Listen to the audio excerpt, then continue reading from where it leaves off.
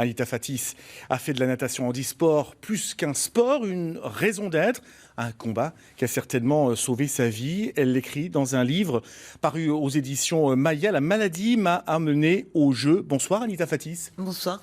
Permettez-moi d'abord cette question un peu classique. Comment vous allez, Anita? Eh ben, je vais bien.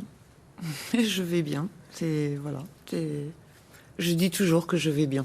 Ouais, parce que dans ce livre, vous racontez votre parcours, celui qui va vous amener aux Jeux de Londres, puis à Rio ensuite, mais vous racontez aussi votre combat contre la sclérose en plaques. C'est une forme de message pour ceux qui souffrent aussi, ce livre? Oui, tout à fait. Comme les gens ont pu le lire ou qui vont le lire, hein, je veux dire, j'ai quand même traversé le désert. Il y a eu des périodes beaucoup moins bien. Hein, il y a eu des moments même très sombres. Et grâce à ma famille et à mes enfants, voilà, je me suis relevée et j'ai décidé de me battre à partir de ce moment-là. Et je l'ai fait, moi, à travers le sport. Donc je me suis mise à l'eau, j'ai nagé tous les jours. Et ça m'a permis d'aller aux Jeux, enfin, d'avoir des médailles à l'Europe, au monde. Malheureusement, pas de médaille aux Jeux, mais voilà.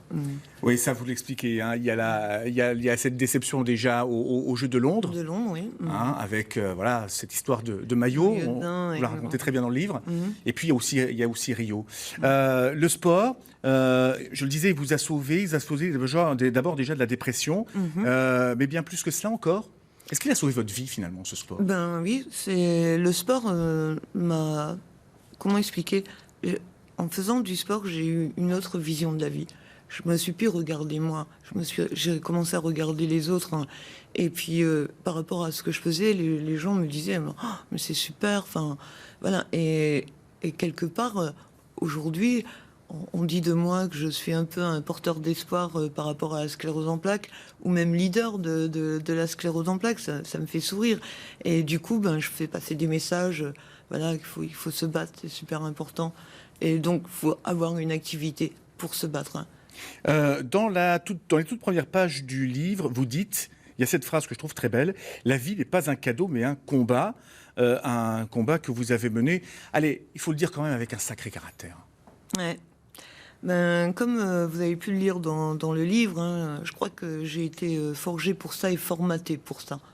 Donc oui, je me suis écroulée à des moments de ma vie, hein, mais je me suis relevée et à chaque fois je me suis relevée plus forte. Hein. Donc voilà. Votre vie, finalement, elle est faite de défis. Le prochain, c'est le Népal. Qu'est-ce que vous allez faire au Népal? Alors, au Népal, donc quand je suis rentrée de Rio, voilà, il y a eu aussi une autre maladie que la sclérose en plaques hein, avant les Jeux. Donc voilà, j'étais opérée, soignée.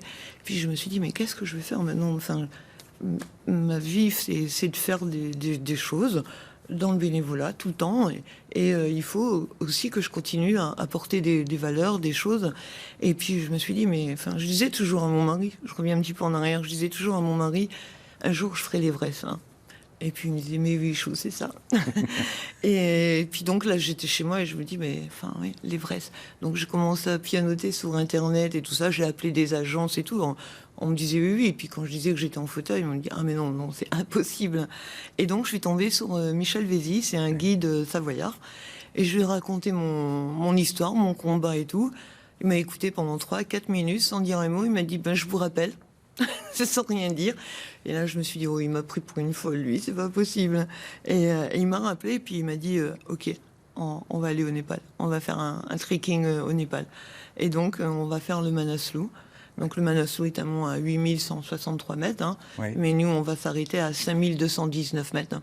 Et ça, c'est la prochaine aventure, et ça sera au mois d'octobre. C'est ça. Et donc, je le fais encore une fois pour les patients atteints de sclérose en plaques. Et donc, évidemment, c'est toujours Anita. Donc, on peut pas... Enfin, voilà, je voulais une autre personne avec moi atteinte de cette maladie pour dire que c'est pas seulement Anita. Donc, avec moi, j'emmène Aurélie Riffer, qui est donc une personne que j'entraîne en natation. Et j'espère qu'on vous suivra en tout cas. Merci beaucoup, Anita Fatis, d'être venue. Je rappelle, La maladie m'a amené au jeu. C'est votre livre. Merci à vous.